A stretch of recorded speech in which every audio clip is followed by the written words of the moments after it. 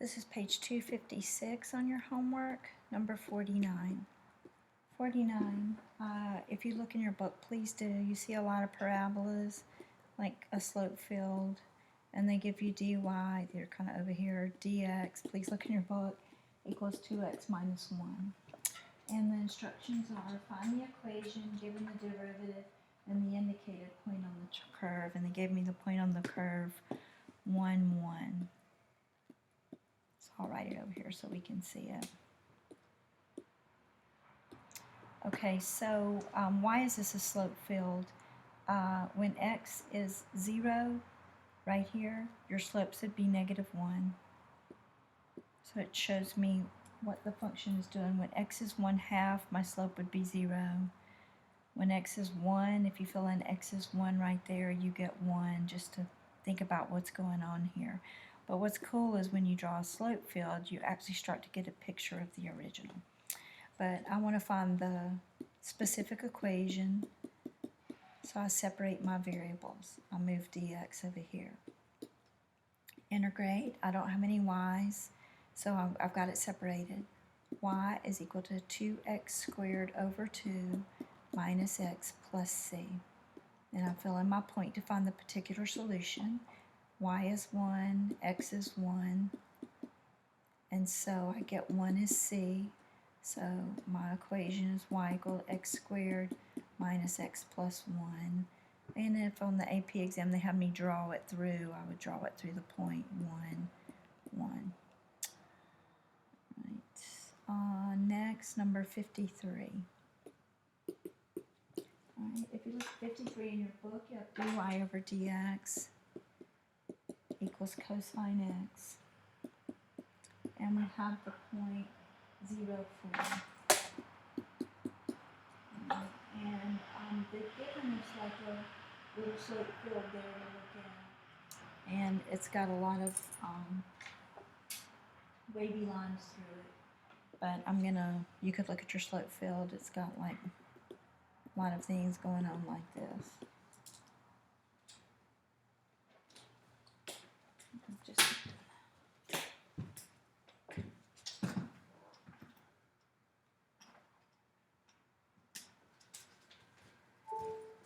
Sorry about that.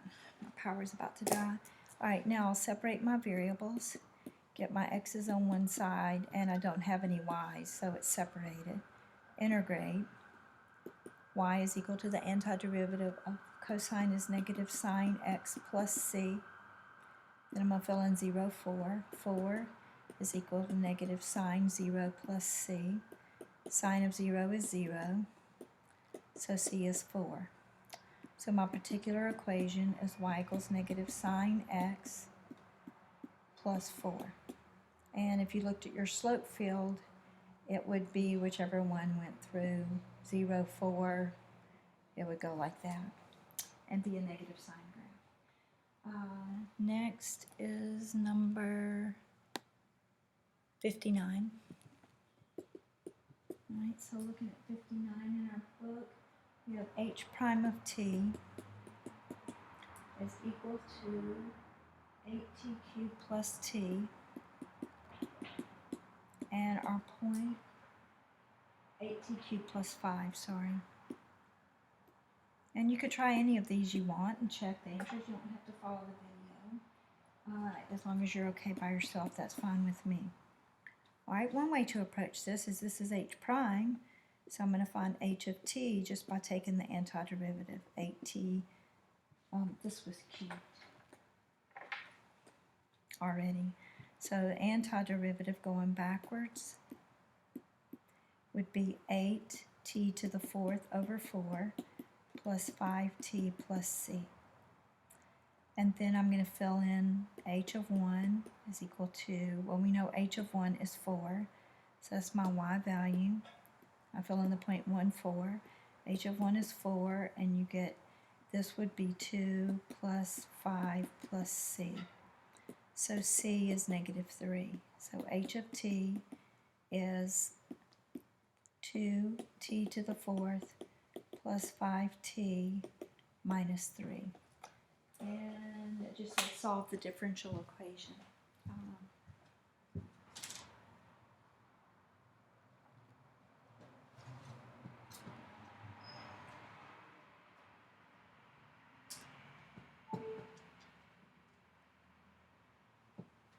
All right, sorry, I'm still running out of power.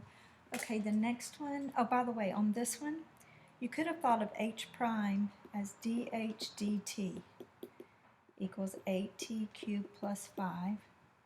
You could have separated your variables and integrated and gotten the same place. It's the same thing. All right, number 61. All right, 61 is, you have f double prime of x equals 2, so you have the second derivative. And f prime of 2 equals 5. And f of 2 equals 10. Alright, so I'm going to go backwards to f prime of x, and antiderivative be 2x plus c. Fill in this point. F prime of 2 is 5 when x is 2, so c is 1. So far I know f prime of x is equal to 2x plus 1. Then I'm going to go backwards to f, so that's going to give me f of x is 2x squared over 2 plus x plus c. Fill in this point, so you went backwards twice from your second to your first to your original. 10 is equal to 2 squared plus 2 plus c. 10 is equal to 6 plus c, so c is 4. So going backwards twice from the second derivative, I've got x squared plus x plus 4. What's interesting is my second derivative is 2, which is always greater than 0. This is a parabola that's always concave up, and so on. So it fits everything that we've been talking about.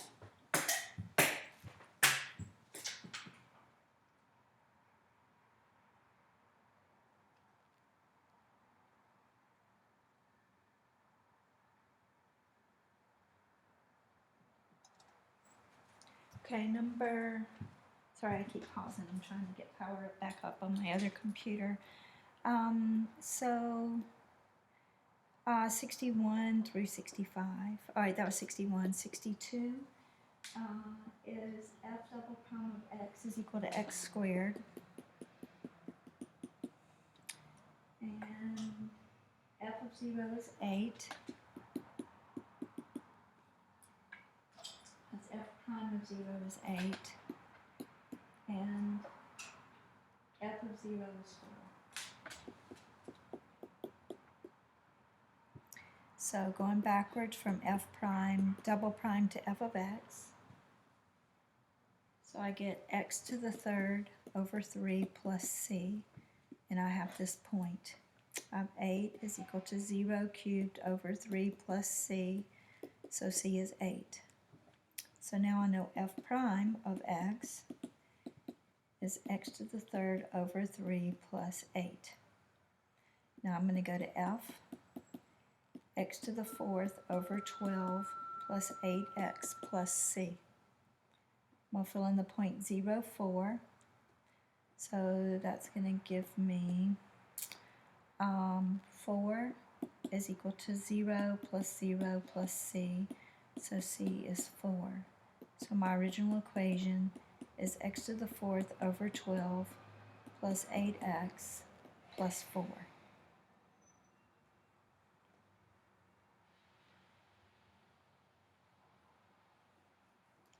Alright, the 62, 61, 62, 63, you can try on your own and check in the back of the book.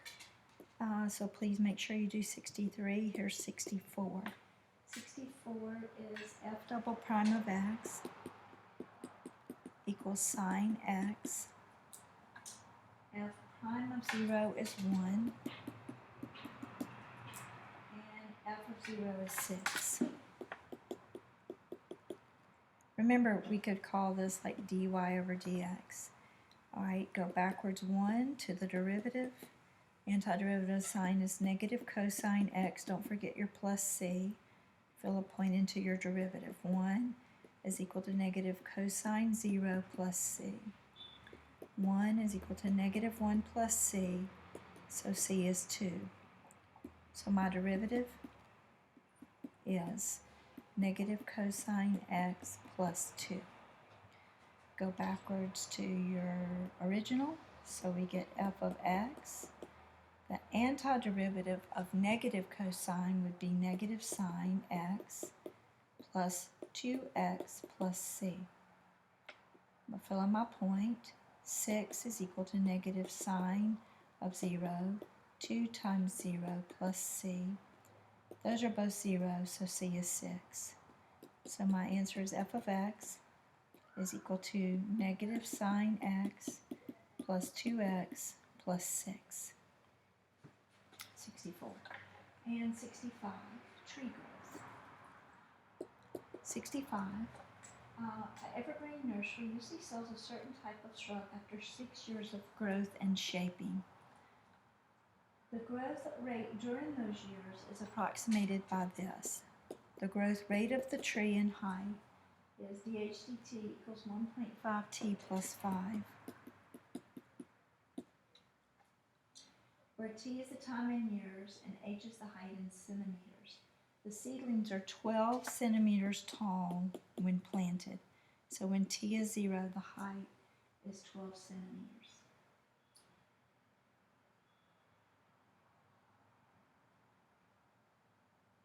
All right, find the height of the tree after T years. So I'm going to go backwards to H. In fact, I can be very clear about it.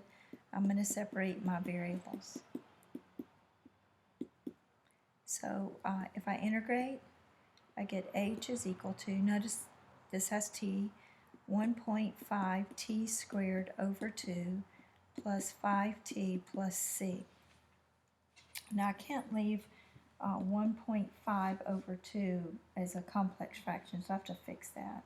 So the height, 1.5 over 2 is 0.75 T squared plus 5T plus C.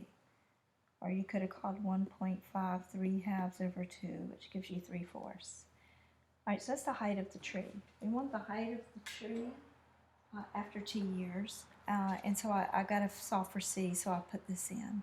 The initial height was 12 at 0. So when T is 0,